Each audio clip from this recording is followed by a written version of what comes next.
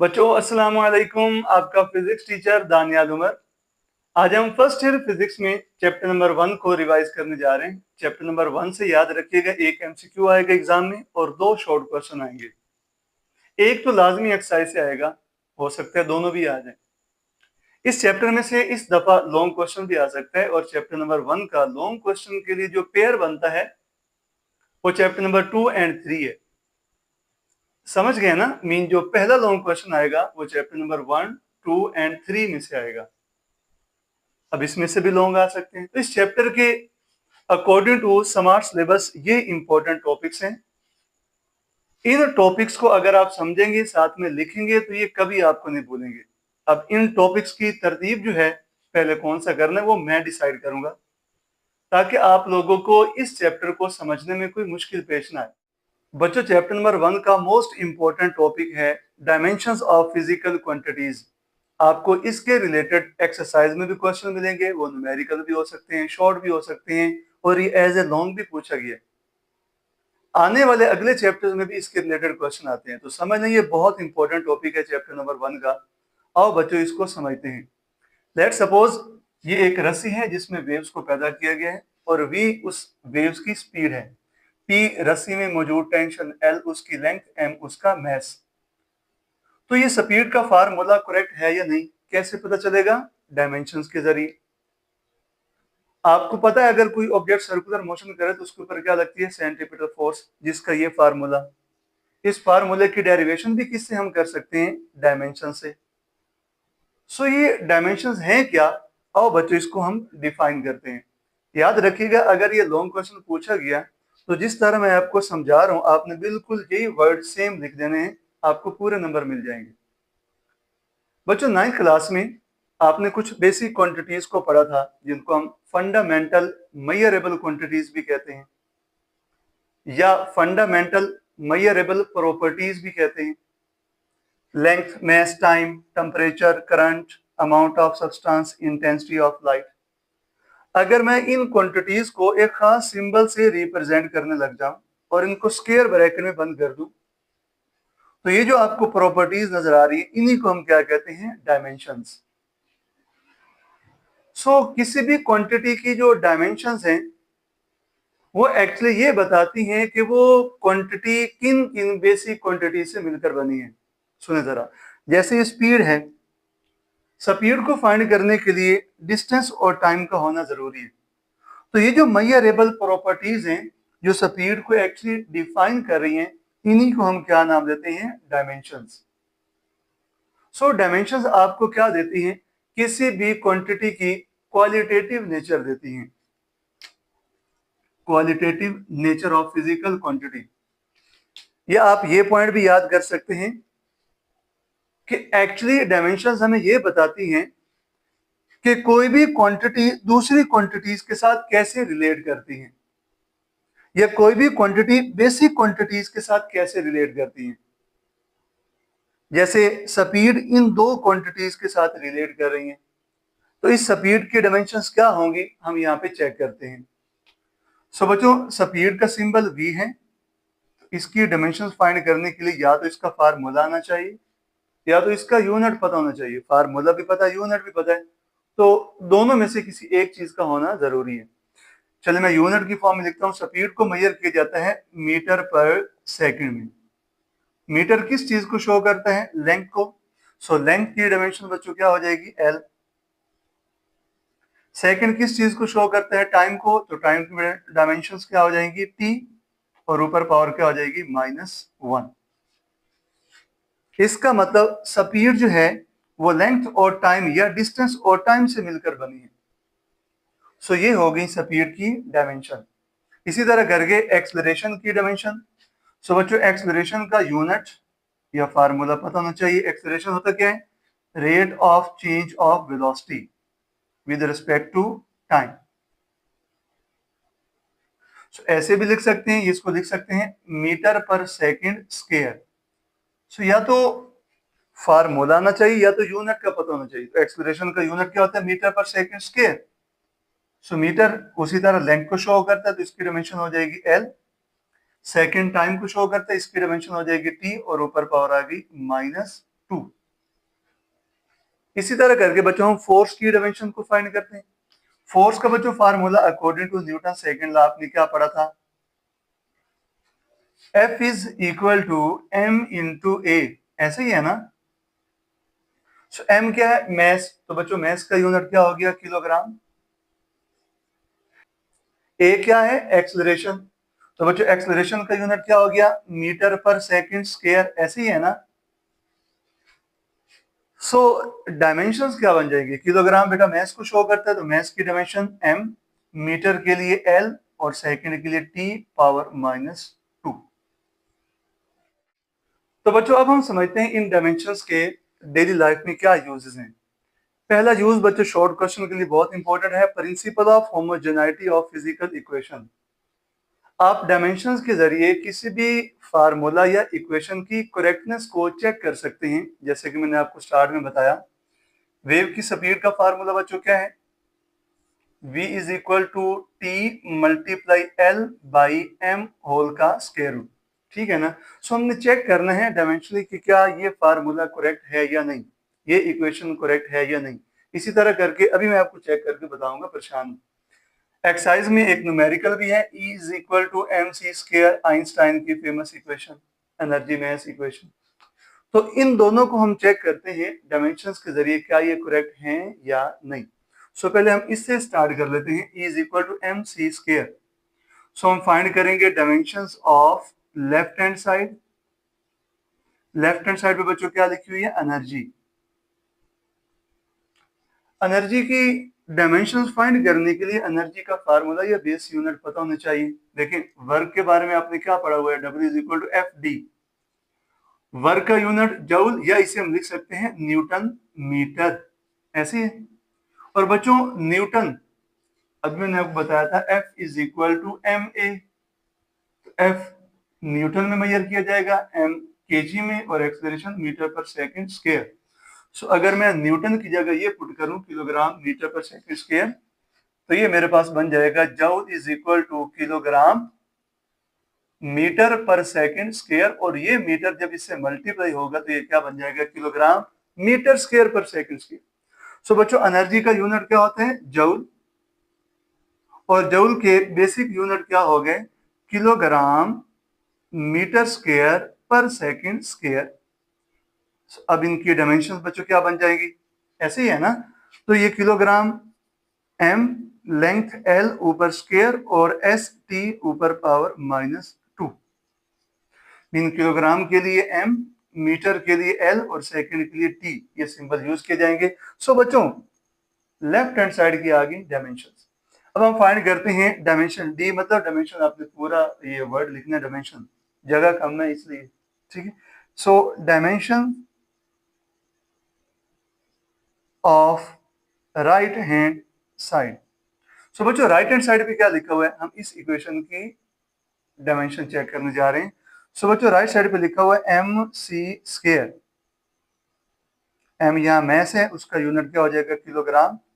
C speed of light, speed का unit क्या होता है, मीटर पर सेकंड, और ऊपर होल का क्या हो जाएगा, स्क्वायर। सो बच्चों यहां से इसकी डायमेंशन भी देखें, सेम बन रही है जी, क्या बन रही है, किलोग्राम के लिए m, ये मीटर का स्क्वायर क्या बन जाएगा, l स्क्वायर, और पर सेकंड स्क्वायर क्या बन जाएगा, t की power -2। So dimensions of left hand side are equal to dimensions of right hand side, hence this equation is dimensionally correct. ये हमने एंड पे लिखना होता है। अब इसी तरह करके इस इक्वेशन के बारे में भी चेक करते हैं कि क्या ये डायमेंशनली करेक्ट है या नहीं। लॉन्ग क्वेश्चन में आपने नहीं लिखना, जस्ट जो आपको बता रहा हूं आपने वही लिखना है, ये लिखने की जरूरत नहीं है, ये अलग आपको क्वेश्चन में दिए जा सकते हैं। ये दोनों एक्सरसाइज में लिखे हुए हैं, ये कॉम्प्रिहेंसिव में लिखा हुआ है और ये न्यूमेरिकल में लिखा हुआ है। सो ये तो हमने देख लिया ये डायमेंशनली करेक्ट है। अब इस इक्वेशन को चेक करते हैं क्या ये डायमेंशनली करेक्ट है या नहीं। सो बच्चों उसी तरह करके हम स्पीड लेफ्ट हैंड साइड पे लिखी हुई है उसकी डायमेंशन फाइंड करते हैं। अब स्पीड का यूनिट क्या होता है, मीटर पर सेकंड, ठीक है ना।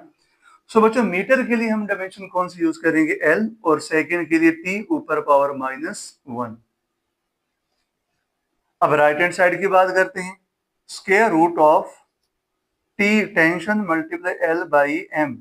बच्चों टेंशन भी एक फोर्स होती है, तो फोर्स के वही यूनिट होते हैं जो टेंशन के होंगे, मतलब कि न्यूटन भी लिख सकते हो और kilogram metre per second square भी लिख सकते हैं।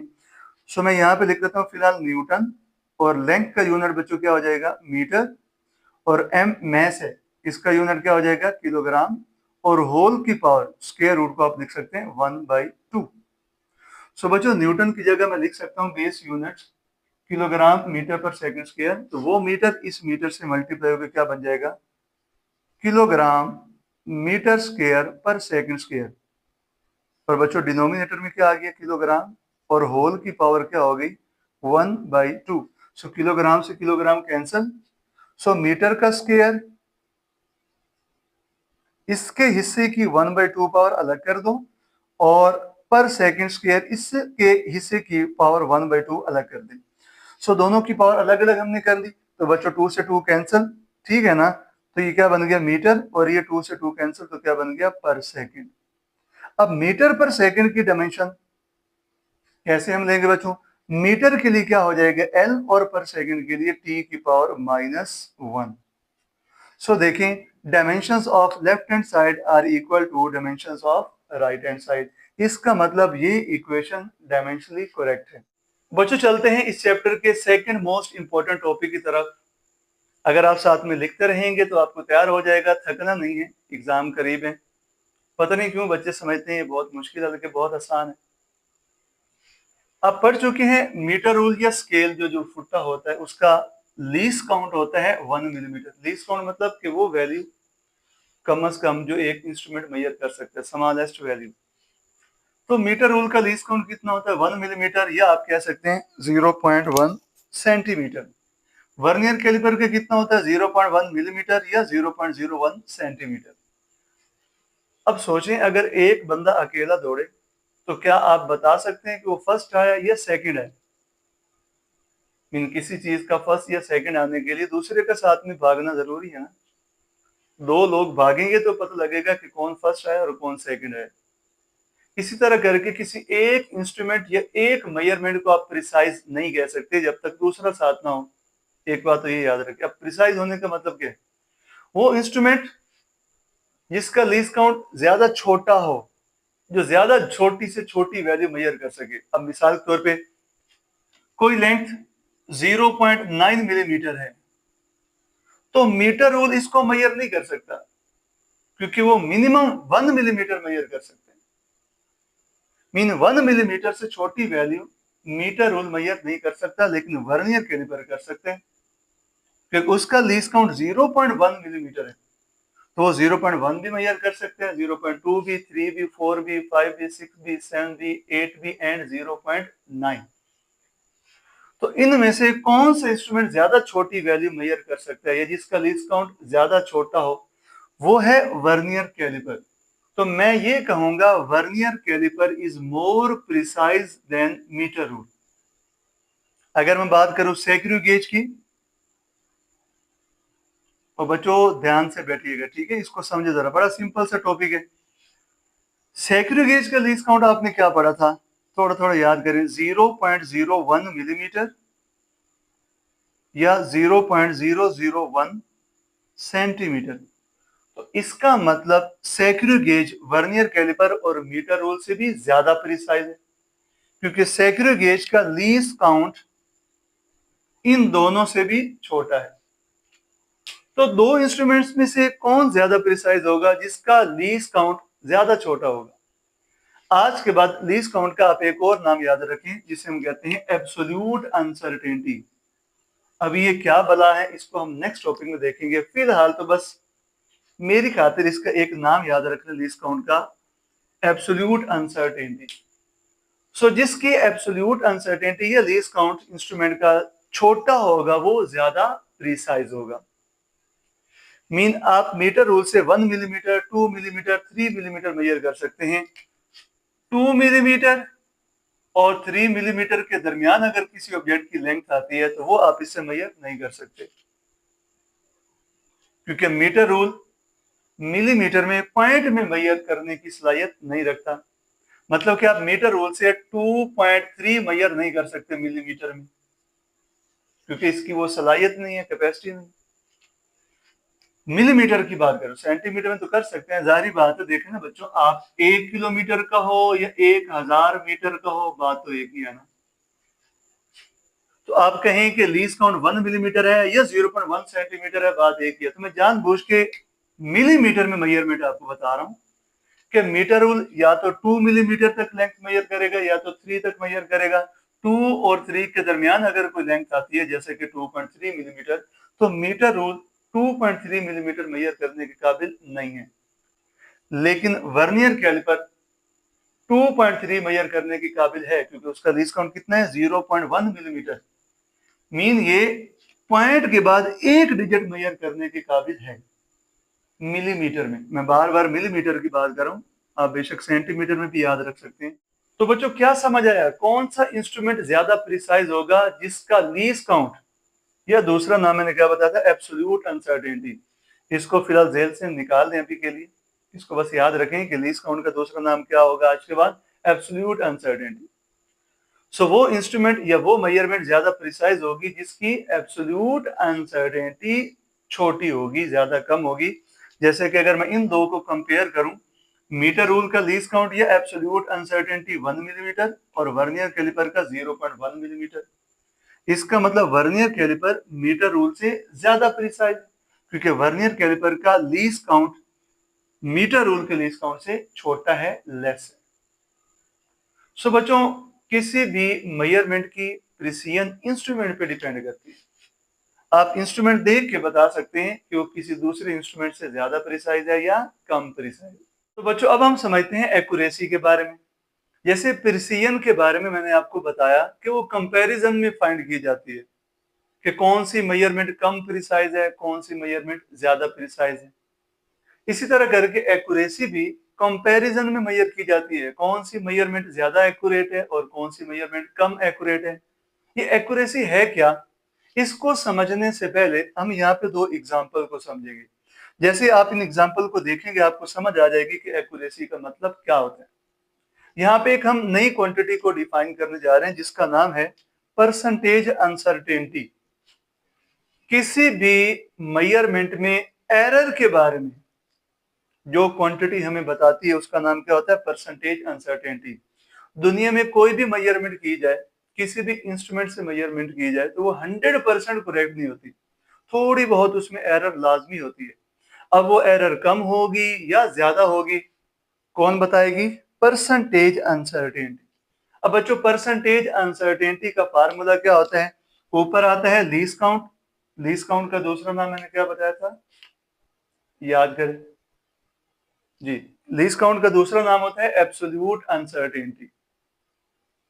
नीचे क्या आएगी, मेजर की जाने वाली वैल्यू मल्टीप्लाई 100%। अब देखे ना, जैसे खुदा न खास्ता कहीं चोरी होती है तो पुलिस चोर के बारे में हमें इंफॉर्मेशन देती है, वो खुद थोड़ी चोर होती है, नहीं होती ना। इसी तरह करके परसेंटेज अनसर्टेनिटी एरर नहीं है, ये एरर के बारे में इंफॉर्मेशन देती है कि वो कम निकली है या ज्यादा निकली है। अब लेट सपोज एक स्टूडेंट ने किसी ऑब्जेक्ट की लेंथ को मेजर किया मीटर रूल से, और उसकी लेंथ कितनी मेजर की गई, 25.5 सेंटीमीटर। पहले इन एग्जांपल को समझ लें, फिर आपको फौरन पता चल जाएगा कि एक्यूरेसी का मतलब क्या होता है। फिलहाल परसेंटेज अनसर्टेनिटी का मतलब और फार्मूला ज़हन में रखें। सो एक स्टूडेंट ने किसी ऑब्जेक्ट की लेंथ को मेजर किया 25.5 सेंटीमीटर।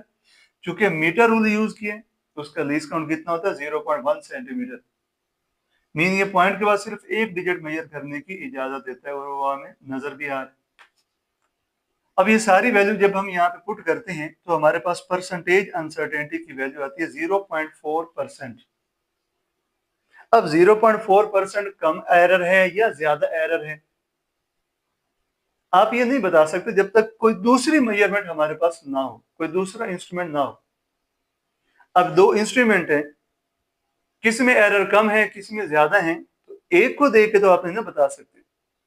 जैसे मैं कहूं कि मैं लंबा हूं, किससे लंबा हूं, जब तक साथ में दूसरा खड़ा नहीं होगा तो आप नहीं बता सकते। कोई यहाँ पे कम हाइट वाला खड़ा होगा तब आप कहेंगे कि मैं उससे ज्यादा हाइट का हूं, उससे लंबा। तो इसी तरह करके एक इंस्ट्रूमेंट को देख के आप नहीं बता सकते कि वो एक्यूरेट है या नहीं, उसके लिए दूसरी मेजरमेंट या दूसरा इंस्ट्रूमेंट होना जरूरी है। सो एक स्टूडेंट ने मीटर रूल से मेजरमेंट की, उसमें परसेंटेज अनसर्टेनिटी कितनी निकली, 0.4%।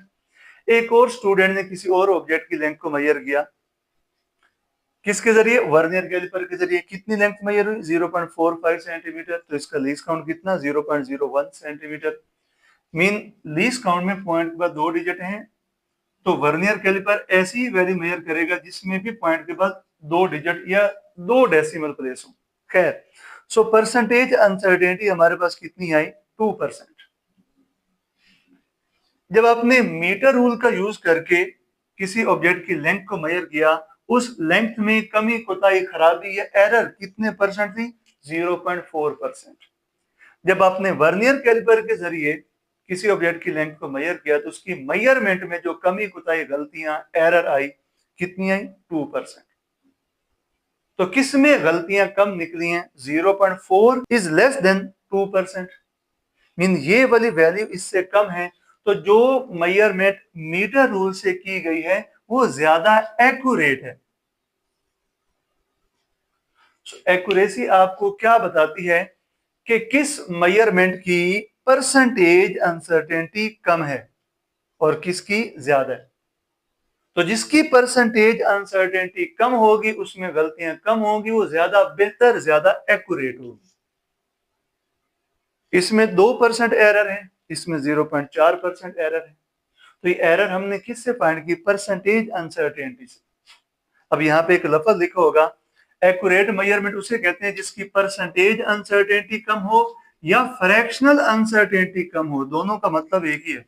अब परसेंटेज अनसर्टेनिटी का हो या फ्रैक्शनल अनसर्टेनिटी का हो, एक ही मतलब है। कैसे भाई, समझो आपके फिजिक्स में 50 में से 40 नंबर आते हैं, ठीक है, या आप कह दें कि मेरे 80% नंबर आए हैं, तो बात एक ही है ना, इससे नंबर कम या ज्यादा नहीं ना हो सकते। अब देखो ना, इसी को अगर आपने परसेंटेज में कन्वर्ट करना है, तो इसको 100% से मल्टीप्लाई कर दो, 52 100 एंड 2 को 40 से मल्टीप्लाई करें, क्या आएगा, 80। आप 40/50 कहो तब भी ठीक है, आप 80% कहो तब भी ठीक है। सो आप परसेंटेज अनसर्टेनिटी का वर्ड यूज करो या फ्रैक्शनल अनसर्टेनिटी का यूज करो वर्ड, सेम ही बात। सो कौन सी मेजरमेंट ज्यादा एक्यूरेट होगी, जिसकी परसेंटेज अनसर्टेनिटी कम होगी। इसको एक और अल्फाज में भी आप डिफाइन कर सकते हैं। लेट सपोज किसने इस बोर्ड मार्कर को बनाया और उसने कहा इसकी लेंथ कितनी है, 10 सेंटीमीटर। यह है इसकी actual value, original value, exact value. अब ये बोर्ड मार्कर किसी बच्चे को दी जाती है और कहा जाता है इसकी लेंथ फाइंड करो। तो एक लड़के को दी जाती है, वो कहता है सर इसकी लेंथ आई है 9.91 सेंटीमीटर, और दूसरा कहता है सर इसकी लेंथ आई है 9.99 सेंटीमीटर। तो कौन सी वैल्यू एग्जैक्ट वैल्यू के ज्यादा करीब है, ये वैल्यू। तो हम कहेंगे ये वाली वैल्यू इससे ज्यादा एक्यूरेट है। सो दोनों तौर पे आप समझ सकते हैं, परसेंटेज अनसर्टेनिटी की फॉर्म में भी और क्लोजनेस की फॉर्म में भी इसको हम समझ सकते हैं। सो हमारी बुक में परसेंटेज अनसर्टेनिटी को ज्यादा डिफाइन किया गया है, इसके बारे में ज्यादा इंफॉर्मेशन है। तो जैसे मैंने आपको ये टॉपिक लिख के दिया, आप 100% ऐसे ही लिखेंगे तो आपका कोई नंबर भी कट नहीं होगा। तो बच्चों, इस टॉपिक का फाइनल रिजल्ट क्या निकला कि जो मेजरमेंट हमने दी 25.5 सेंटीमीटर, किसको यूज करते हुए, मीटर रूल को यूज करते हुए, ये लेस प्रिसाइज थी, क्योंकि मीटर रूल का बच्चों जो लीस्ट काउंट होता है वो कितना होता है, 0.1 सेंटीमीटर। और वर्नियर कैलिपर का बच्चों कितना होता है, 0.01 सेंटीमीटर। तो जिसका लीस्ट काउंट ज्यादा वो कम प्रिसाइज, जिसका लीस्ट काउंट कम वो ज्यादा प्रिसाइज। सो जो रीडिंग हमने मीटर रूल से फाइंड की 25.5 सेंटीमीटर, ये लेस प्रिसाइज है, क्योंकि इसका लीस्ट काउंट इतना कम नहीं है जितना वर्नियर कैलिपर के। तो लीस्ट काउंट अगर बड़ा है तो प्रिसीजन कम होगी, लीस्ट काउंट कम है तो प्रिसीजन ज्यादा होगी। लेकिन जो हमने परसेंटेज अनसर्टेनिटी फाइंड की थी मीटर रूल के जरिए, वो हमारे पास कितनी आई थी, 0.4%। मीटर रूल जो है प्रिसाइज इतना नहीं है, ज्यादा छोटी वैल्यू मेजर नहीं कर सकता, लेकिन इसमें एरर कम निकली है, कितनी 0.4%। तो ये एक्यूरेट ज्यादा है, प्रिसाइज कम है, एक्यूरेट ज्यादा है, क्योंकि इसमें गलतियां कम निकली थी। और जो मेजरमेंट हमने दी वर्नियर कैलिपर के जरिए 0.45 सेंटीमीटर, ये ज्यादा प्रिसाइज तो है क्योंकि वर्नियर कैलिपर का लीस्ट काउंट मीटर रूल से कम होता है, लेकिन इसमें एरर या परसेंटेज अनसर्टेनिटी कितनी आपने फाइंड की थी, 2%। तो जो मेजरमेंट हमने वर्नियर कैलिपर से फाइंड की 0.45%, ये ज्यादा प्रिसाइज है लेकिन कम एक्यूरेट है, लेस एक्यूरेट है, क्योंकि इसमें मीटर रूल के मुकाबले में ज्यादा गलतियां थी। इसमें गलतियां ज्यादा तो ये कम एक्यूरेट, इसमें गलतियां कम तो ये ज्यादा एक्यूरेट। तो बच्चों स्टार्ट करते हैं इस चैप्टर का एक और इंपॉर्टेंट टॉपिक, वो है अनसर्टेनिटी इन मेजरमेंट। बच्चों अनसर्टेनिटी का सादा लफ्जों में मतलब होता है गैर यकीनी, किसी चीज के बारे में 100% यकीन ना होना। जैसे कि अभी स्मार्ट लॉकडाउन चल रहा है, 4 दिन क्लासेस होती हैं कॉलेज में, 2 दिन नहीं होती, संडे का फिर ऑफ हो जाता है। अब ये सिचुएशन कब तक चलेगी, कंफर्म नहीं, 100% यकीन नहीं है, अनसर्टेनिटी है, पता नहीं क्या होगा। जैसे एग्जाम के बारे में भी अनसर्टेनिटी है, पता नहीं क्या होगा, कितने नंबर आएंगे, 100% कंफर्म नहीं है। तो अनसर्टेनिटी इसी तरह होती है कि किसी भी मेजरमेंट के बारे में 100% श्योर ना होना, यकीन ना होना। देखिए क्लास में कुछ स्टूडेंट बैठे हैं तो आप उनकी तादाद को गिन सकते हैं, 10 है, 15, 20 है, लेकिन जब हम किसी भी स्टूडेंट की हाइट वगैरह फाइंड करेंगे तो वो आप 100% मेजर नहीं कर सकते, क्योंकि हर इंस्ट्रूमेंट की मेजरमेंट करने की कोई ना कोई लिमिट होती है। लेट सपोज हमारे पास एक बुक है जिसकी लेंथ को हमने मेजर करना है। ये एक मीटर रॉड है जिसकी कैलिब्रेशन मैंने जानबूझ के मिलीमीटर में दी है आपको समझाने के लिए। आपकी बुक के ऊपर सेंटीमीटर में है और वो सारा मैंने यहाँ पे लिखा हुआ है। सो आधा लेक्चर ये है, आधा इसके बाद मैं आपको समझाऊंगा। सो आपने यहां से लेकर यहां तक सारा नोट करके इसको लिख लेना है। मैं आपको बेहतर अंदाज में समझाने के लिए ये कैलिब्रेशन जानबूझ के किस में दे रहा हूँ, मिलीमीटर में। ये बुक का यहाँ कहीं स्टार्टिंग पॉइंट है 100 मिलीमीटर के करीब और यहाँ कहीं एंडिंग पॉइंट है 335 मिलीमीटर के करीब। क्या आप मुझे कंफर्म करके 100% यकीन से कह सकते हैं कि बुक का स्टार्टिंग पॉइंट 100 मिलीमीटर के ऊपर ही है और एंडिंग पॉइंट 335 मिलीमीटर के ऊपर ही है? आप कसम उठा के भी कहेंगे तब भी फिजिक्स वाले जो लोग हैं वो यकीन नहीं करेंगे, क्योंकि एग्जैक्ट बुक का स्टार्टिंग पॉइंट कहां है ये कोई भी मेजर नहीं कर सकता। अब देखें ना, ये 100 से इधर ये वाली जो लेंथ है ना, यहां से लेकर यहां तक, ये कितनी बन रही है, 0.5 मिलीमीटर। ये 99 है, ये 100 है, और ये आधी क्या हो जाएगी, 0.5 मिलीमीटर।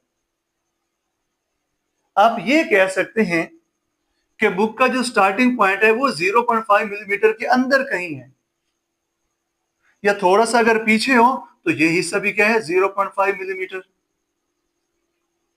जो हिस्सा थोड़ा सा आगे की तरफ जा रहा है इसे हम कहते हैं पॉजिटिव 0.5 मिलीमीटर, और जो 100 से थोड़ा सा पीछे जा रहा है उसे हम कहेंगे नेगेटिव 0.5 मिलीमीटर। मीन इस बुक का स्टार्टिंग पॉइंट कहीं ना कहीं 99.5 और 100.5 मिलीमीटर के दरमियान है। एग्जैक्ट कहां है नहीं पता, मतलब कि यहां प्लस माइनस 0.5 मिलीमीटर की अनसर्टेनिटी है। मतलब कि इसका स्टार्टिंग पॉइंट 100 से 0.5 मिलीमीटर थोड़ा पीछे भी हो सकता है और थोड़ा सा आगे भी हो सकता है। मीन यहां कहीं इसका स्टार्टिंग पॉइंट मौजूद है, 100% कहां है हमें नहीं पता। अब एंडिंग पॉइंट की अगर हम बात करें, मतलब कि यहाँ पे आप कह सकते हैं कि इस बुक का स्टार्टिंग पॉइंट मौजूद है 100 प्लस माइनस 0.5 मिलीमीटर। समझ रहे ना, मतलब कि इसमें 0.5 मिलीमीटर की अनसर्टेनिटी है, वो थोड़ा सा पीछे भी हो सकता है, थोड़ा सा आगे भी हो सकता है। बस इतना कंफर्म है कि इन दो पॉइंट के बीच में ही है। इसी तरह करके यहाँ पे भी अनसर्टेनिटी कितनी होगी, 33.5 प्लस माइनस 0.5 मिलीमीटर। अब इसका एग्जैक्ट एंड कहां पे हो रहा है नहीं पता। 335 से 0.5 मिलीमीटर आगे भी हो सकते हैं और 33.5 से 0.5 मिलीमीटर पीछे भी हो सकता है। इसमें भी 0.5 प्लस माइनस मिलीमीटर की अनसर्टेनिटी है। आप 100% कंफर्म करके नहीं बता सकते कि इस बुक का एंडिंग पॉइंट कहां पे लाई करता है। सो स्टार्टिंग पॉइंट हम ऐसे लिख सकते हैं, एंडिंग पॉइंट हम ऐसे लिख सकते हैं।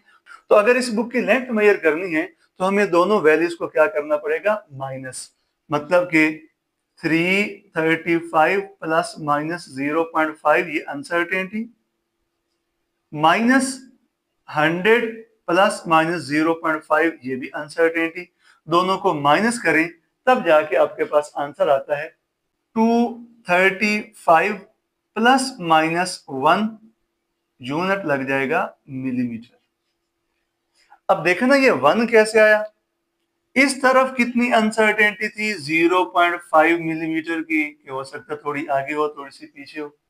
इस तरफ भी कितनी अनसर्टेनिटी है, 0.5 मिलीमीटर की। तो दोनों की टोटल अगर हम अनसर्टेनिटी फाइंड करना चाहें 0.5 प्लस 0.5, तो ये क्या बन जाएगा, 1 मिलीमीटर। इसी 1 मिलीमीटर का नाम होता है एब्सोल्यूट अनसर्टेनिटी, जो गौर से देखें तो मीटर रॉड के लीस्ट काउंट के इक्वल बन रही है। यही मैंने आपको प्रिसिजन में समझाया था कि लीस्ट काउंट का दूसरा नाम क्या होता है, एब्सोल्यूट अनसर्टेनिटीज, जो दोनों तरफ की अनसर्टेनिटीज को ऐड करने से आई है, जो कि हमने यहाँ पे लिख दी है। इसका मतलब बुक की जो एग्जैक्ट लेंथ है 100%, वो कहीं ना कहीं 234 और 236 मिलीमीटर के दरमियान है। एग्जैक्ट क्या है, ये अनसर्टेन है। आप 100% यकीन से नहीं बता सकते, बस इतना बता सकते हैं कि इस बुक की जो एग्जैक्ट लेंथ है वो 235 मिलीमीटर से 1 मिलीमीटर ज्यादा या 1 मिलीमीटर कम हो सकती है, बीच में कहीं लाई करती है। एग्जैक्ट आप नहीं बता सकते। तो दुनिया में जब भी किसी भी इंस्ट्रूमेंट से हम कोई मेजरमेंट करते हैं, उस मेजरमेंट में कहीं ना कहीं अनसर्टेनिटी होती है। तो उस इंस्ट्रूमेंट की स्मॉलेस्ट वैल्यू जिसका नाम लीस्ट काउंट होता है, उसका नाम बच्चों हम क्या रखते हैं, एब्सोल्यूट अनसर्टेनिटी। सो किसी भी इंस्ट्रूमेंट की एब्सोल्यूट अनसर्टेनिटी उसके लीस्ट काउंट के इक्वल होती है। अब अनसर्टेनिटीज इस तरह भी लिखी जा सकती हैं, जैसे मैंने आपको पिछले टॉपिक में बताया। फ्रैक्शनल अनसर्टेनिटी कैसे लिखेंगे, ऊपर आएगी एब्सोल्यूट अनसर्टेनिटी जिसका नाम होता है दूसरा लीस्ट काउंट, और नीचे हमारे पास आ जाएगी मेजर्ड वैल्यू। और परसेंटेज अनसर्टेनिटी को कैसे लिखते हैं, absolute uncertainty divided by measured value multiply 100%। बच्चों अब हम समझते हैं कि डिजिटल इंस्ट्रूमेंट में अनसर्टेनिटी को कैसे मेजर किया जा सकता है। डिजिटल इंस्ट्रूमेंट कौन से होते हैं जिनमें नंबरिंग जो है, स्केल जो है वो डिजिट्स में लिखा होता है। जैसे आजकल हम इलेक्ट्रिकल बैलेंस देखते हैं, जिसके ऊपर किसी भी ऑब्जेक्ट को रखें तो आपको जो मैथ्स की वैल्यू मिलेगी वो डिजिट्स में नजर आती है। समझो ये किसी भी ऑब्जेक्ट के मैथ्स की वैल्यू है जो मेजरिंग स्केल के ऊपर हमने देखी, मीन इलेक्ट्रिकल बैलेंस के ऊपर देखा, 23.4। इसमें ये जो 4 है बार बार फ्लक्चुएट कर रहा है, कभी ये 5 बन रहा है कभी दोबारा 4 बन रहा है, लेकिन इसमें 2 और 3 है, ये 100% आपको कंफर्म है कि ये एक्यूरेट वैल्यू है। ये तो 100% यकीन से आप कह सकते हैं कि 2 और 3 एग्जैक्ट वैल्यू है। अब उसके बाद पॉइंट जब लगाएंगे तो 4 लिखेंगे 5 लिखेंगे, ये आपको सर्टन नहीं है। इसमें 2 और 3 की वैल्यू आपको सर्टन है। सो जब ऐसा हो कि आप कोई डिजिटल इंस्ट्रूमेंट यूज करते हैं जिसमें एक खास नंबर के बाद कुछ डिजिट जो हैं वो फ्लक्चुएट कर रहे हो, तो जो आपको 100% कंफर्म नंबर हो उनके साथ एक अनसर्टेन डिजिट लाजमी लिखना होता है। जैसे कि ये वैल्यू 4 से 5 बन रही है, फिर 4 बन रही है, मतलब कि एक नंबर से ये फ्लक्चुएट कर रही है। सो अगर लास्ट डिजिट डिजिटल स्केल के ऊपर एक नंबर से या 2 नंबर से फ्लक्चुएट करे, मीन कभी ये 4 से 5 बन जाए, कभी 5 से ये क्या बन जाए, 6 बन जाए। सो फ्लक्चुएशन देखिए 2 नंबर से आ रही है, 4 है 5 है 6 है, तो सबसे छोटा 4 सबसे बड़ा 6, तो इसमें 2 का डिफरेंस है। सो अगर आखिरी नंबर जो है वो एक से या दो नंबरों से फ्लक्चुएट कर रहा है, तो आपने उसको भी साथ में जो 100% कंफर्म डिजिट्स हैं उनके साथ शामिल करना है। तो एग्जैक्ट वैल्यू क्या होगी? 23.4 भी लिख सकते हैं, 5 भी लिख सकते हैं, 6 भी लिख सकते हैं। तो अगर तो आखिरी डिजिट जो है वो फ्लक्चुएट कर रहा है 1 या 2 डिजिट से, तो फिर आपने उस डिजिट को भी जो 100% कंफर्म है उनके साथ लिख लेना है।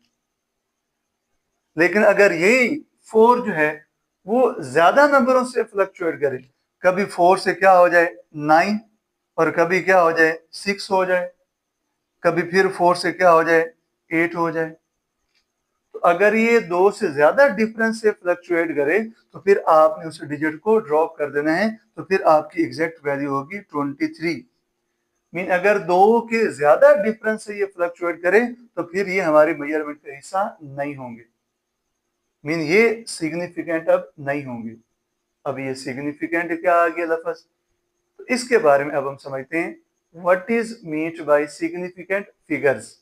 बच्चों अब हम चलते हैं एक इंपॉर्टेंट टॉपिक की तरफ। इसके रिलेटेड एमसीक्यूज बहुत दफा एग्जाम में आ चुके हैं। सिग्निफिकेंट फिगर्स कुछ आपने 9th में भी पढ़े थे। लेट्स सपोज हमारे पास ये रेड कलर का ऑब्जेक्ट है जो 0 से स्टार्ट कर रहा है और 123 मिलीमीटर के आसपास जा रहा है। हमने इसकी लेंथ इस मीटर रॉड के जरिए फाइंड करनी है। यू नो मीटर रॉड का बेटा लीस्ट काउंट कितना होता है? 1 मिलीमीटर। इसका मतलब आप मीटर रॉड से 1 मिलीमीटर फाइंड कर सकते हैं, 2 मिलीमीटर कर सकते हैं, लेकिन 1 और 2 के दरमियान की कोई लेंथ आप मेजर नहीं कर सकते क्योंकि ये इंस्ट्रूमेंट इस काबिल ही नहीं है। सो आप 1 मिलीमीटर ही मिनिमम वैल्यू यहां से मेजर कर सकते हैं। सो अब हम चेक करते हैं सिग्निफिकेंट फिगर्स किन्हें कहते हैं। अब आपको बाज़ाहिर लग रहा होगा कि इस ऑब्जेक्ट का जो एंड है वो एग्जैक्ट 123 पर हुआ है, लेकिन अगर आप इसको जूम करके देखेंगे ना तो आपको लगेगा कि जो एंड है इस ऑब्जेक्ट का वो 123 से थोड़ा सा आगे, थोड़ा सा पीछे होगा। मीन आप सर्टन नहीं, 100% कंफर्म नहीं कह सकते कि इस ऑब्जेक्ट का जो एंड है वो कहाँ पे हुआ है, 123 पे।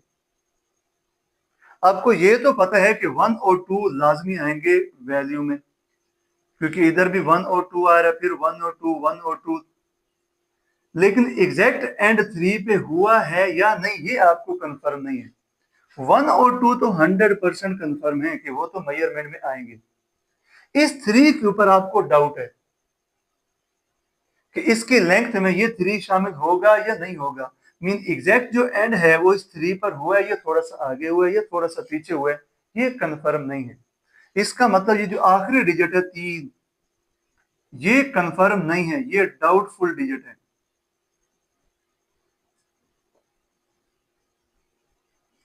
और ये 1 और 2 100% कंफर्म है। इन्हें हम कहते हैं एक्यूरेटली नाउन डिजिट।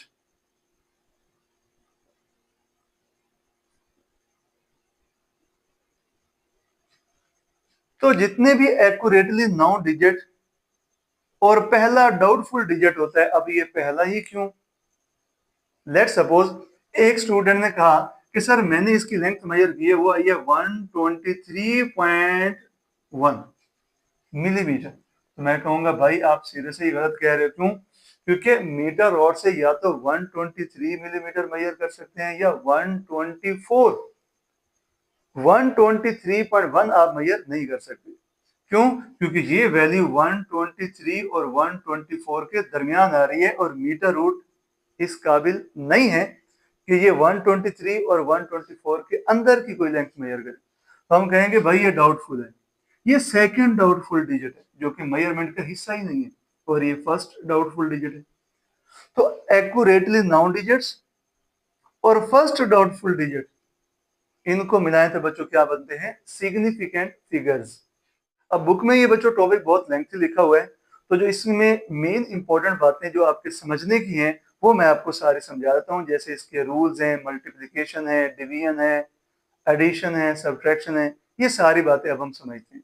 तो बच्चों किसी भी मेजरमेंट में कौन कौन से डिजिट सिग्निफिकेंट होंगे और कौन से नहीं होंगे, उनके हम कुछ रूल्स तय कर लेते हैं। जितने भी नॉन जीरो डिजिट्स होंगे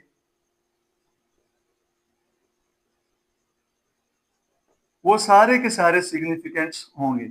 मतलब कि 1 है, 2 है, 3 है, 9 तक, ये सारे नॉन जीरो डिजिट्स, जीरो के अलावा।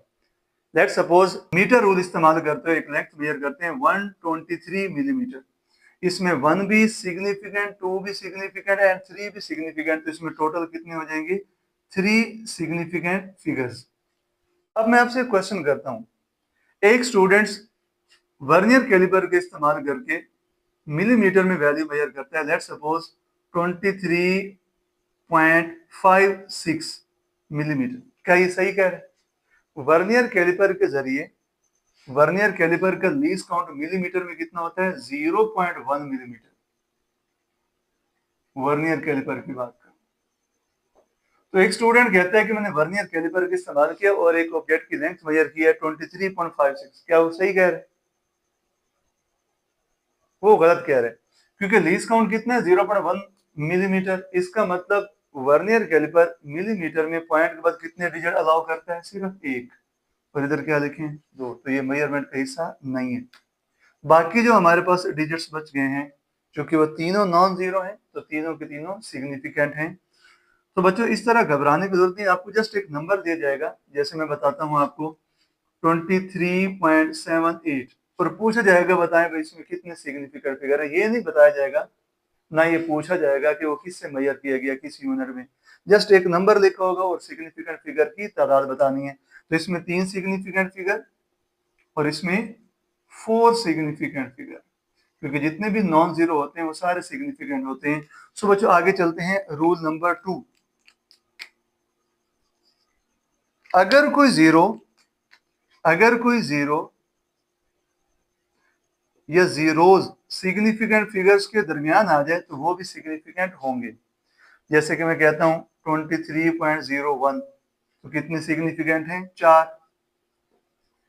ये नॉन जीरो तो हो गए सिग्निफिकेंट, और दो सिग्निफिकेंट फिगर के दरमियान आने वाला जीरो वो भी क्या होगा? सिग्निफिकेंट। ये एक और लिख लेते हैं 25.013, कितने सिग्निफिकेंट फिगर हैं? 5। अब चलते हैं बच्चों रूल नंबर 3 की तरफ। जो स्टार्टिंग जीरो होते हैं वो सिग्निफिकेंट नहीं होते। लेट सपोज आपने इसी तरह करके वर्नियर कैलिपर से कोई लेंथ मेजर की 0.3 मिलीमीटर। अब स्टार्ट में यहाँ पे जीरो आ गया, इसका मतलब ये स्टार्टिंग जीरो सिग्निफिकेंट नहीं है, तो यहाँ पे कितने सिग्निफिकेंट फिगर होंगे? 1 सिग्निफिकेंट फिगर होगा। बस आपने पहचान करनी और कुछ नहीं। यूनिट्स वगैरह, इंस्ट्रूमेंट वगैरह आपको नहीं बताया जाएगा, एक नंबर लिखा होगा और बताया जाएगा, पूछा जाएगा सॉरी, कि कितने यहाँ पे सिग्निफिकेंट फिगर्स हैं। एक और एग्जांपल ले लेते हैं 0.0305। बताएं भाई कितने सिग्निफिकेंट फिगर हैं? सो आंसर क्या आएगा? 3 सिग्निफिकेंट फिगर। फिंगर टिप्स पे आपको याद होना चाहिए, स्टार्टिंग जीरो सिग्निफिकेंट नहीं है, 3 भी सिग्निफिकेंट, 5 भी सिग्निफिकेंट फिगर। और रूल नंबर 2 में मैंने आपको बताया था कि अगर सिग्निफिकेंट फिगर के दरमियान में जीरो आ जाए, चाहे 1 या 2, वो भी सिग्निफिकेंट होंगे। तो टोटल बच्चों यहाँ पे कितने सिग्निफिकेंट फिगर हो गए? 3 सिग्निफिकेंट फिगर हो गए। अब बच्चों जो चौथा रूल है वो एंडिंग जीरोस के बारे में आपको बताता है कि वो सिग्निफिकेंट फिगर हो भी सकते हैं और नहीं भी हो सकते हैं। अब एंडिंग जीरो दो तरह के होते हैं, या तो वो डेसिमल नंबर हो या तो वो एक होल नंबर हो। डेसिमल नंबर का मतलब क्या? लेट सपोज 25.10, ये एक डेसिमल नंबर है जिसका एंड पे जीरो आ चुके हैं। सो अगर डेसिमल नंबर हो जिसके एंड पे जीरो आ जाए तो वो भी सिग्निफिकेंट होंगे। ठीक है, जैसे यहाँ पे मैं पूछूं कितने सिग्निफिकेंट फिगर है, तो आप कहेंगे 4। वजह क्या है?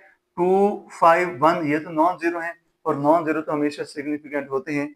और अगर डेसिमल नंबर है और एंड पे जीरो आ गया तो समझो वो भी सिग्निफिकेंट होगा। जैसे एक और एग्जांपल कर लेते हैं 109.230, कितने सिग्निफिकेंट फिगर है? तो आप कहेंगे 6 सिग्निफिकेंट फिगर है। क्यों? क्योंकि ये तो हो गया नॉन जीरो सिग्निफिकेंट, दो सिग्निफिकेंट फिगर के दरमियान का जीरो, ये भी सिग्निफिकेंट, कितने हो गए? 5। चूंकि डेसिमल नंबर है तो उसका एंडिंग जीरो भी सिग्निफिकेंट होता है। अब हम चलते हैं होल नंबर, जैसे बुक में एग्जांपल दी गई है। अब इसमें डेसिमल आपको कहीं नजर नहीं आ रहा, सो ऐसा होल नंबर, इसमें कितने सिग्निफिकेंट फिगर होंगे याद रखिएगा, ये डिपेंड करता है लीस्ट काउंट ऑफ इंस्ट्रूमेंट।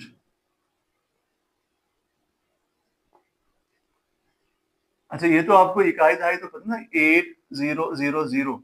बच्चे जाग रहे हैं ना? तकरीबन अजानों का टाइम होने वाला है, तो उम्मीद है हम ये जल्दी मुकम्मल कर लेंगे। अब बच्चों 8000, इसमें आपको पता है इसे हम क्या कहते हैं, ये 1 वाला डिजिट है और ये 10th वाला डिजिट है और ये 100 वाला डिजिट है और ये 1000 वाला डिजिट है। अगर तो ये 8000 केजी ऐसे इंस्ट्रूमेंट से मेजर किया गया है जिसका लीस्ट काउंट 1 केजी है, तो फिर तो ये सारे के सारे सिग्निफिकेंट फिगर होंगे, क्योंकि वो वंस वाला डिजिट भी काउंट कर सकते हैं, 1 2 3 एंड सो। तो फिर इसे हम कैसे लिखेंगे, 8.000 into 10 raise to power 3 KG. Mathematical तो इनमें कोई फर्क नहीं है, लेकिन सिग्निफिकेंट फिगर के लिहाज से फर्क पड़ सकता है। तो लिहाजा अगर ये 8000 केजी ऐसे इंस्ट्रूमेंट से मेजर किया गया जिसका लीस्ट काउंट 1 केजी है, तो समझो यहाँ पे 4 सिग्निफिकेंट फिगर्स हैं। अगर ये ऐसे इंस्ट्रूमेंट से मेजर किया गया है जिसका लीस्ट काउंट, यहाँ पे लिख दो, जिसका लीस्ट काउंट 10 केजी है, तो ये वंस वाला डिजिट तो मेजर नहीं कर सकेगा, मतलब कि 1 केजी 2 केजी, क्योंकि वो स्टार्ट ही 10 से ले रहा है। लीस्ट काउंट का मतलब क्या होता है, मिनिमम वैल्यू जो कोई इंस्ट्रूमेंट मेजर कर सके। सो अगर लीस्ट काउंट ही 10 केजी है तो वंस वाला वो डिजिट मेजर नहीं कर सकेगा। हाँ, वो 10 कर सकता है, 20 कर सकता है, 30 कर सकता है, ये दोनों मिला के एक डिजिट बन जाएंगे।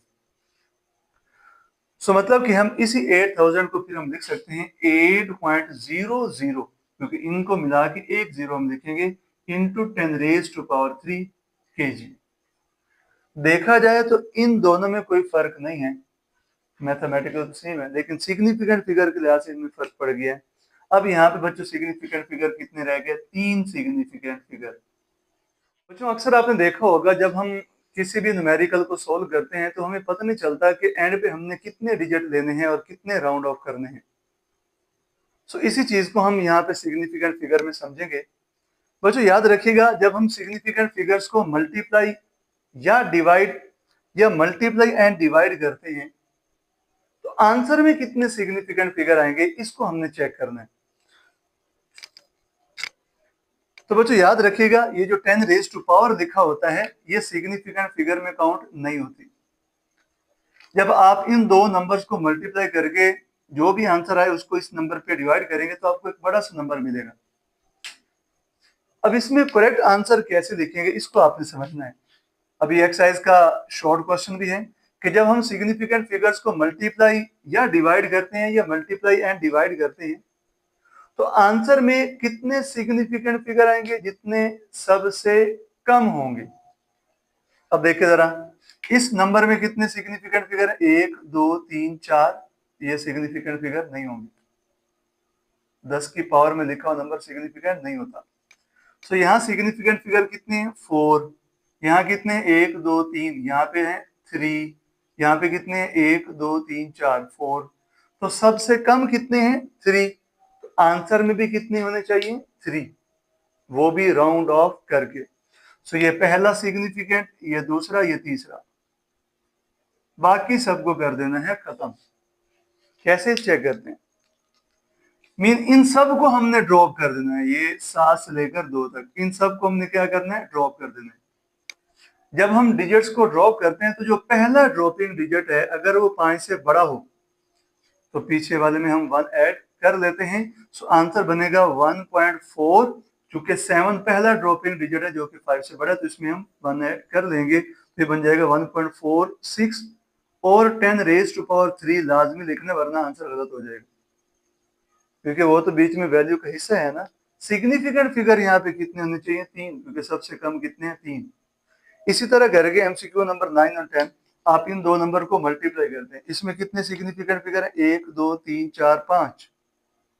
इसमें कितने सिग्निफिकेंट फिगर हैं, 2।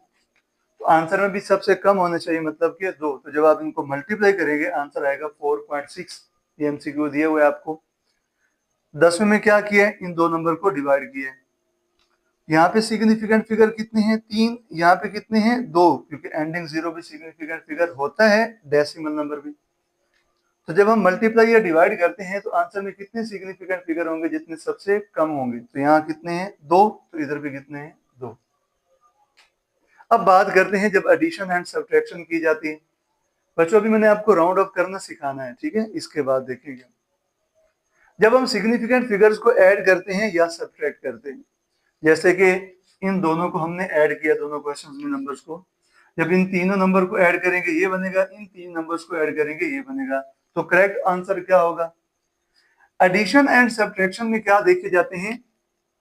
Least decimal places. इधर क्या देखे जाते हैं? Least significant figures. इधर क्या देखेंगे? Least decimal places. Decimal places का मतलब क्या होता है? डिजिट्स जो पॉइंट के बाद आते हैं। इधर पॉइंट के बाद एक डिजिट है तो हम इसे कहेंगे 1 डेसिमल प्लेस। यहाँ पॉइंट के बाद 2 डिजिट है तो इसे हम कहेंगे 2 डेसिमल प्लेस। यहाँ पॉइंट के बाद 3 डिजिट है, इसे हम कहेंगे 3 डेसिमल प्लेस। तो सबसे कम कितने डेसिमल प्लेस हैं? 1। मतलब कि जो आंसर आएगा उसमें भी पॉइंट के बाद एक डिजिट होगा, पॉइंट से पहले चाहे जितने मर्जी हो जाए। सो आंसर विल बी 75.5, वो भी राउंड ऑफ करके, क्योंकि हमने पॉइंट के बाद सिर्फ एक डिजिट देना है, बाकी सबको ड्रॉप करना है, इनको ड्रॉप करना है। पहला ड्रॉपिंग डिजिट देखें 2 है, जो कि 5 से छोटा है, तो इस पीछे वाले नंबर में 1 ऐड नहीं करेंगे तो आंसर आएगा 75.5। देखिए राउंड ऑफ करना तो बचपन में सीखते आ रहे हैं। समझो 4 सिग्निफिकेंट फिगर तक हमने इसका आंसर लिखना है, बाकी ड्रॉप करना है। तो ये जो 4 है ये ड्रॉपिंग डिजिट है, जो कि 5 से छोटा है, तो पीछे वाले 1 में हम 1 ऐड नहीं करेंगे। तो इसका आंसर बन जाएगा 123.1। इस केस में आंसर क्या बनेगा? 123.2, क्योंकि जो पहला ड्रॉपिंग डिजिट है इधर है 8, जो कि 5 से बड़ा है, तो पिछले में 1 ऐड कर लेंगे। सिंपल सी बात। अब इस एग्जाम्पल में देखें, इसमें भी इनको ऐड किया जा रहा है। यहाँ कितने डेसिमल प्लेस हैं? 4। यहाँ कितने हैं? 2। यहाँ कितने हैं? 3। तो सबसे कम 2 है, तो आंसर में भी पॉइंट के बाद कितने डिजिट होने चाहिए? 2, वो भी राउंड ऑफ करके। तो ये क्या बन जाएगा? 8.1। एक और हमने डिजिट देने हैं, मतलब कि 2 तक लिखना है, इनको ड्रॉप करना है। और पहला ड्रॉपिंग डिजिट 7 है, जो कि 5 से बड़ा है, तो हम इसमें 1 ऐड कर लेंगे, तो ये बन जाएगा 8.13। अच्छा यहाँ पे जरा देखें, अगर ड्रॉपिंग डिजिट हो ही 5, मीन 5 से छोटा हो तो 1 ऐड नहीं करते, 5 से बड़ा हो तो 1 ऐड कर लेते, 5 हो तो क्या करते? तो ऐड कर भी सकते हैं, नहीं भी कर सकते, देखा जाएगा पिछला डिजिट कौन सा है। लेट सपोज ये हमारे पास 4 नंबर है और चारों नंबर में हमने आंसर 3 सिग्निफिकेंट फिगर तक लिखना है। देखो हमें कैसे पता चलेगा कि 3 तक लिखना है? तो मैंने आपको तरीका बताया, सबसे कम देखेंगे। तो खैर इधर हमने आंसर में 3 सिग्निफिकेंट फिगर लेने हैं। ये जो चौथा डिजिट है 5, इसको ड्रॉप करेंगे। अगर तो ड्रॉपिंग डिजिट 5 है और पिछला डिजिट ऑड है तो 1 ऐड कर देंगे, मीन यहाँ इवन ऑड का चक्कर आएगा। जब ड्रॉपिंग डिजिट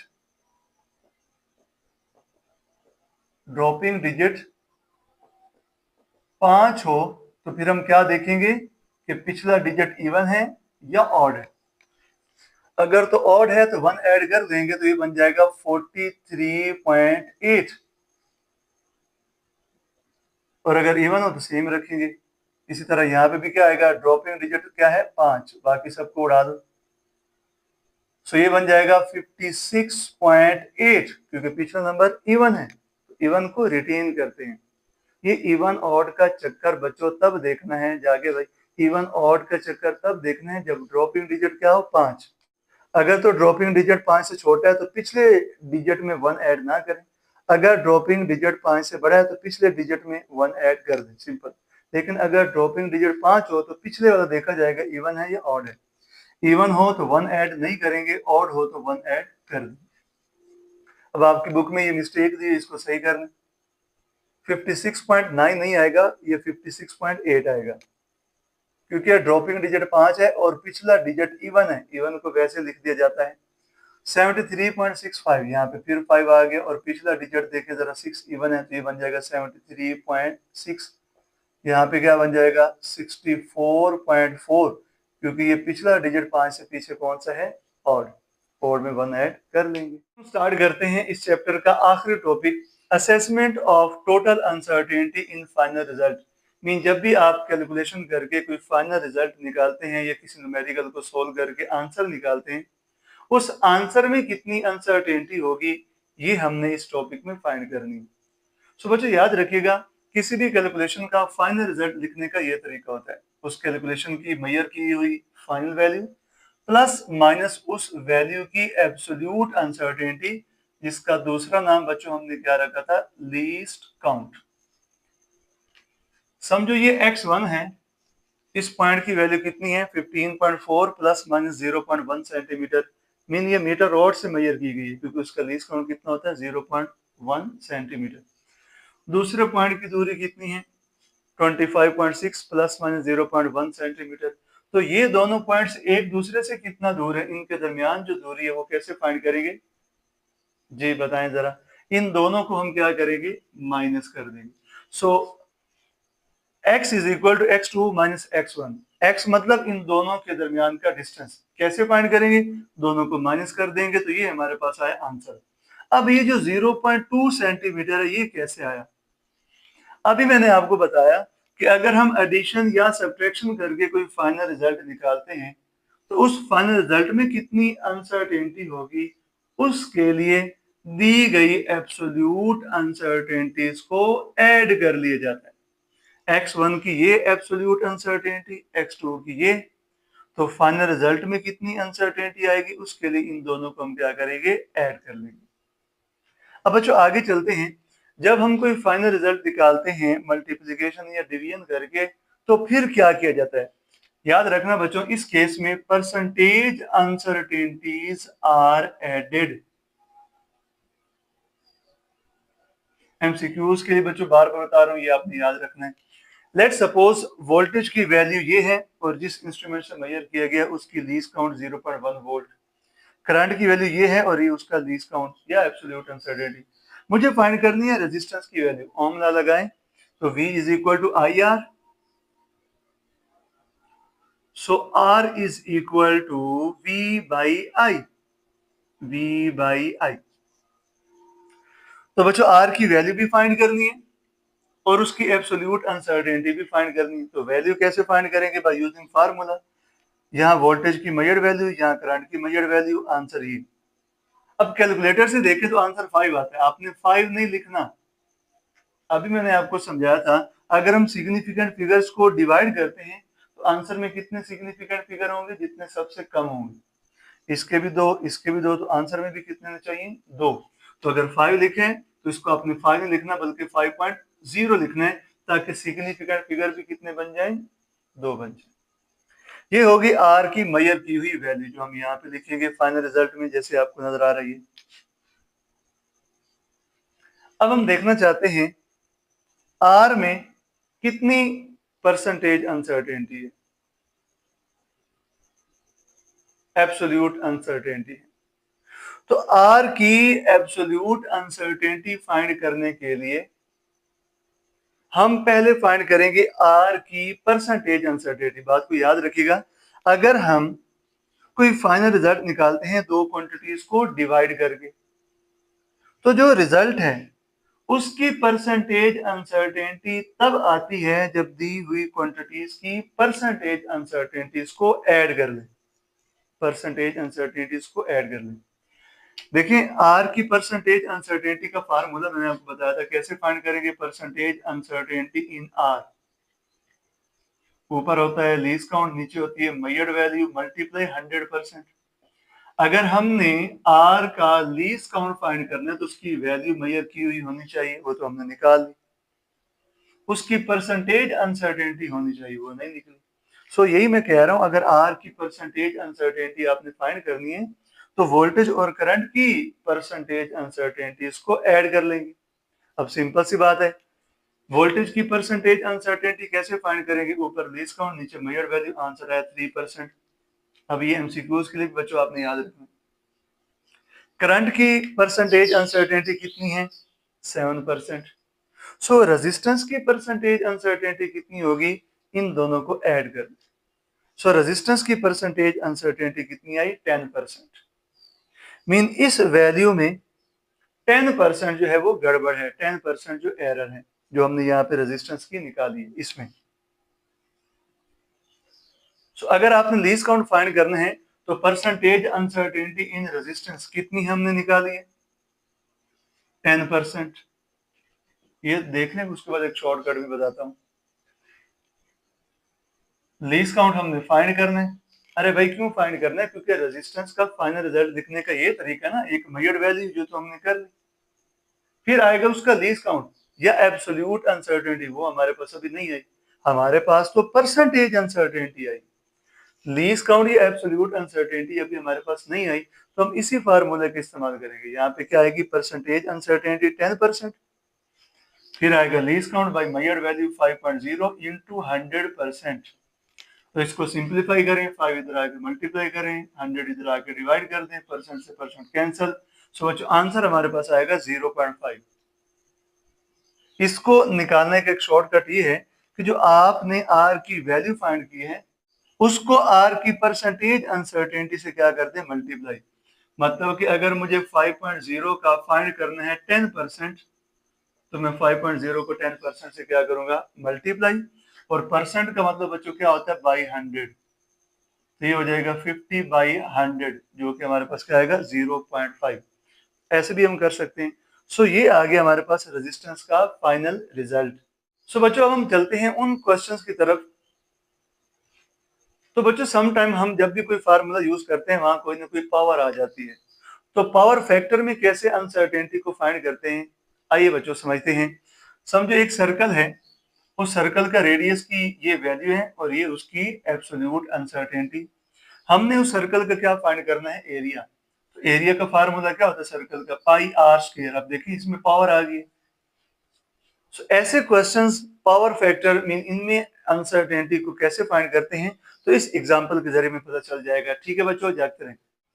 तो बच्चों ये है रेडियस की वैल्यू और ये है उसका लीस्ट काउंट, ये एब्सोल्यूट अनसर्टेनिटी। हमने फाइंड करना है सर्कल का एरिया, जिसका फार्मूला क्या होता है? पाई आर स्क्वायर।